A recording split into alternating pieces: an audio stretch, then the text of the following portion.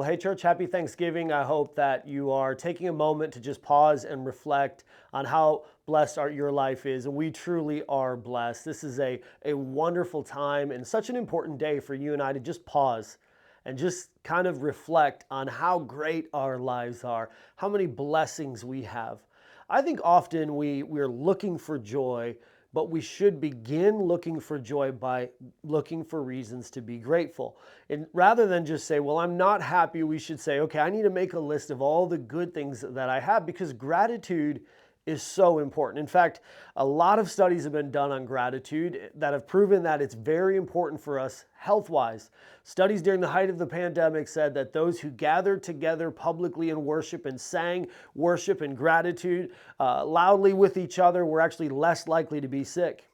Also, studies have been shown, Duke University did a study that said that it helps every organ in our body when we are grateful. In fact, there's almost no part of our life that's not dramatically improved when we are grateful.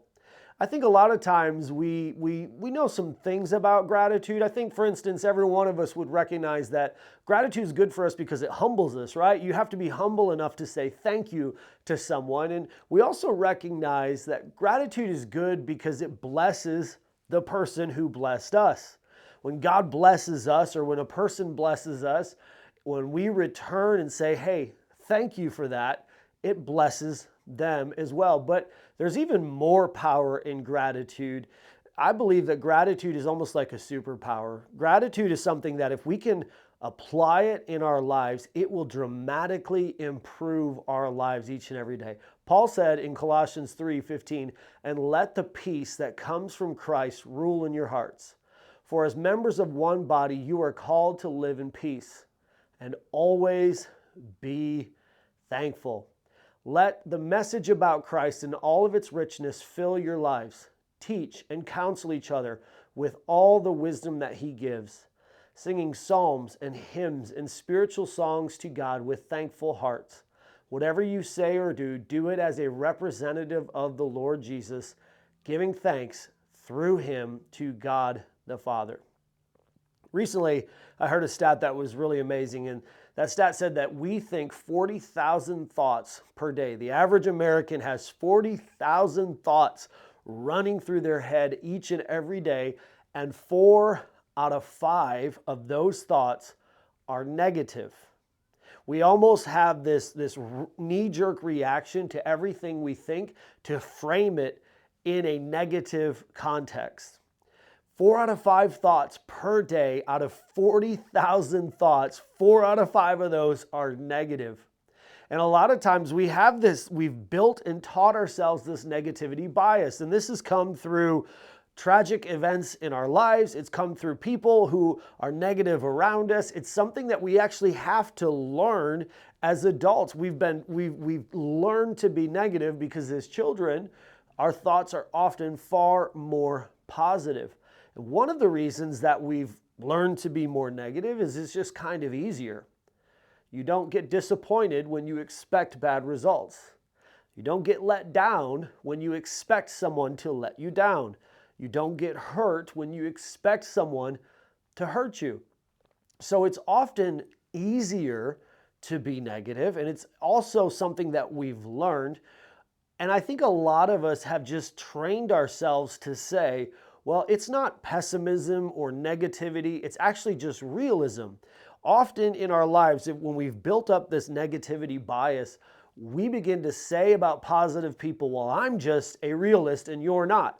But in reality, none of us are a realist. No matter how positive or negative we are, what we are is someone who has trained ourselves to think the way we think, to look at the world through the lens that we've trained ourselves to look at it through. So we can choose to be either negative or positive. And we can do this by adjusting our minds and our hearts through gratitude. Pessimism is often reframed into realism, but it doesn't have to be. There are certain thinkers who will say that you can train your brain to be grateful. You can do this through things like gratitude walks or gratitude journaling. There's one man who says that every night he sits down And before he goes to bed, he makes a list of everything that went right that day. And I was listening to a message about this, and the man said, even when he lost people he loved, he still decided to write down everything about that day that went well. Now, he was not trying to look at the world through rose-colored glasses. He was trying to remind himself of the good. Because even in those hard moments, he was able to see good things. And so he wrote down, I'm grateful for this. I'm grateful for this. I'm grateful for this moment I had. I'm grateful for this. And he was able to reframe the worldview that he had. And we can do the same. Gratitude is important because gratitude, number one, helps us see the world the way that no one else can. Colossians 3 is a powerful chapter about gratitude, and in it there's this phrase, set your minds on things above. Gratitude helps us do this. It helps us to see things that no one else can see. See, if everyone in America is thinking 40,000 negative thoughts, or 4 out of 5 of those 40,000 thoughts are negative, and you and I are able to fight that and combat that by training ourselves to be grateful, we can see opportunities that they could never see.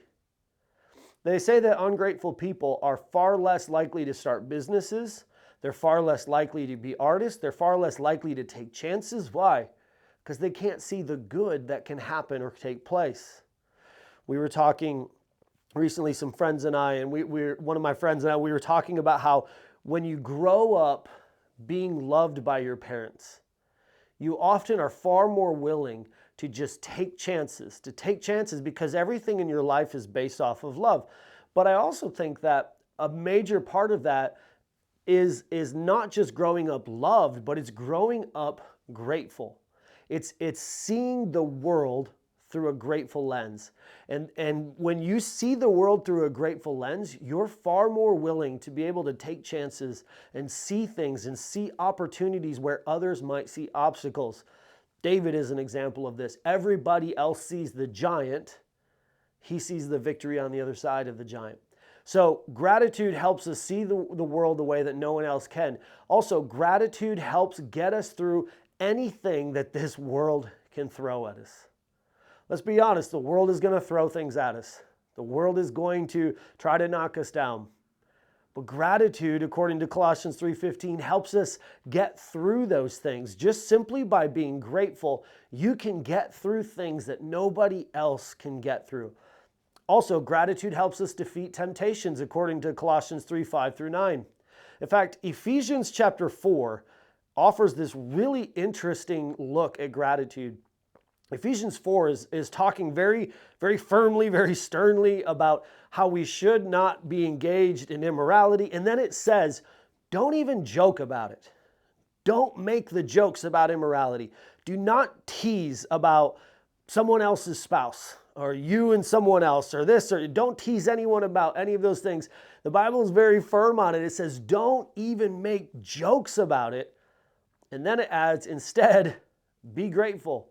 So we can see here that gratitude helps us defeat temptation. Why? Well, if we're grateful for our spouse, we are far less likely to begin to think about someone else. If we're grateful for our family, we're far less likely to begin to think about someone else's family. Gratitude helps us defeat temptation. If we're grateful for what we have, we're far less likely to want what somebody else has.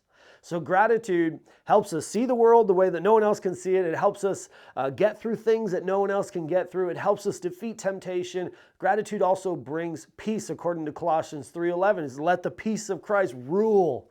This is done through gratitude. When I realize that God has given me so much, and I look back at my life and realize all the places He's gotten me through, I begin to see peace and feel peace and experience peace that, yeah, I might be going through this right now, but when I make a list of everything He's brought me through, I'm aware He'll get me through this as well. And then lastly, gratitude brings us joy. I think a lot of us think, well, when I have reasons to be grateful, I'll be joyful. When I have reasons to be joyful, I'll then decide to be grateful. But I've found in my life, and I found it through studying lives of others, that Those who choose on purpose to be grateful and they choose to write it down, they choose to reflect on every reason they have to be grateful, they lead more joyful lives because they're aware of how blessed they are. And that's what Thanksgiving is. That's what this week is. It's us just being aware of, man, I've got so many blessings. I'm sitting at a table that's full of food. I'm sitting at a table with family and friends. I'm sitting at a table and we're rejoicing, we're celebrating, we're laughing together, we're having fun. My children are here, my friends are here, my people are here, my tribe is here, my community is here. Gratitude helps us see the world through a far more joyful lens. When we focus on gratitude, joy comes into sight. So I hope that this holiday season, you and I will begin to realize how important gratitude is for us, and then we'll begin to unlock the power that gratitude presents us. Always remember, you matter.